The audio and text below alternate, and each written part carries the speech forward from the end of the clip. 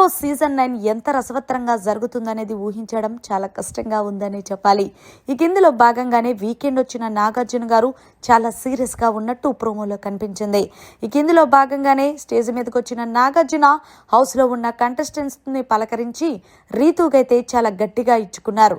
రీతు, అసలు నీకు గేమ్ అనేది అర్థమైందా అంటే అర్థమైంది సార్ అంటే, మరి అర్థమైనప్పుడు నువ్వు ఎందుకు అలా టాస్క్ ఆడావు? నీ వల్ల మొత్తం బిగ్ బాస్కే కాదు, హౌస్లో ఉన్న కంటెస్టెంట్స్ అందరూ కూడా నీ వల్ల చాలా సఫర్ అయ్యారు. నీ తొక్కల స్ట్రాటజీని ఉపయోగించి ఇటు అటును మార్చేసి మొత్తానికి బిగ్ బాస్కే కోపం తెప్పించి ఆ టాస్క్ని క్యాన్సిల్ చేశారు.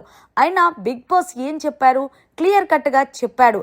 ఏదైతే బెలూన్ ఉందో వాళ్ళు ఒకరు వెయ్యాలి, లోపల ఎవరైతే ఉన్నారో ఆ నిడిల్కి తగలకుండా ఊదుతూ బెలూన్ని గాలితో ఉండాలి అని చెప్పి.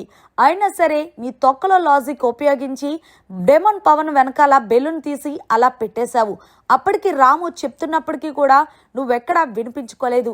ఇలాంటి ఫౌల్ గేమ్ చేయడానిక నువ్వు బిగ్ బాస్ హౌస్కి వచ్చావు అంటే ఈలోగా రీతుకి ఏం మాట్లాడాలో తెలియక బిక్కమొఖం వేసి, అది కాదు సార్, అది స్ట్రాటజీ అనుకున్నాను అంటే, నీ తొక్కల స్ట్రాటజీ వల్లే ఈరోజు ఆ టాస్క్లో అందరూ నష్టపోయారు.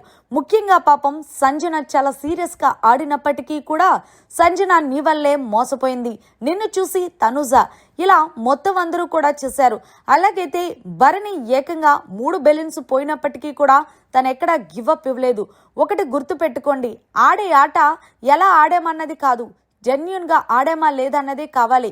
మీరు ఆడే ఆటను చూసే జనాలు మీకు ఓటు చేస్తారు తప్ప మీరు ఇలాంటి ఫౌల్ గేమ్ చేస్తే కాదు అంటూ హోస్ట్ నాగార్జున గారు రీతుని ఒక రేంజ్లో ఇచ్చి పడేశారు. ఇందులో భాగంగానే ఇంకొక విషయం ఏంటంటే, మొత్తానికి డెమోన్ పవన్ కష్టపడి డ్రాయింగ్ గీసినప్పటికీ నువ్వు హౌస్లో ఉన్న బొమ్మలు అవి తేకుండా ఏవేవో నీకు నచ్చిన బొమ్మలు తీసుకొచ్చావేటమ్మా అని అనేసరికి నాకు అర్థం కాలేదు సార్ అంటే, అంత పిచ్చిగా వేసాడా డెమోన్ పవన్? పవన్ చూడు నీ బొమ్మలు అర్థం కాలేదంటే ఆమెకు అసలు బుర్రే లేదు సార్ అంటూ పవన్ చెప్పడంతో హోస్ట్ నాగార్జునతో పాటు హౌస్లో ఉన్న కంటెస్టెంట్స్ అలాగే ఆడియన్స్ కూడా నవ్వారు. కానీ ఒక విషయంలో మెచ్చుకోవాల్సింది ఏంటంటే, ఏదైతే ఇసుక టాస్క్ ఉందో బ్యాలెన్సింగ్ టాస్క్, అందులో మొత్తానికి నీ సత్తా చూపి మొత్తానికి ఆ టాస్క్లో విన్నర్గా చేసావు. ఏదేమైనా సరే నువ్వు గేమ్ అలా ఆడాలి తప్ప ఇలాంటి ఫౌల్ గేమ్ ఆడటం కాదు.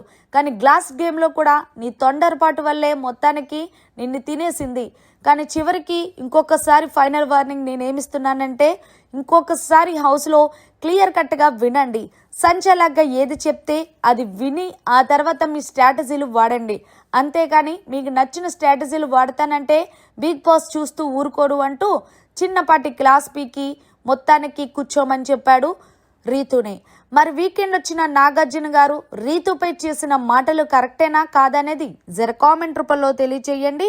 మరిన్ని లేటెస్ట్ లైవ్ అప్డేట్స్ కోసం చూస్తూనే ఉండండి మీడియా కార్నర్.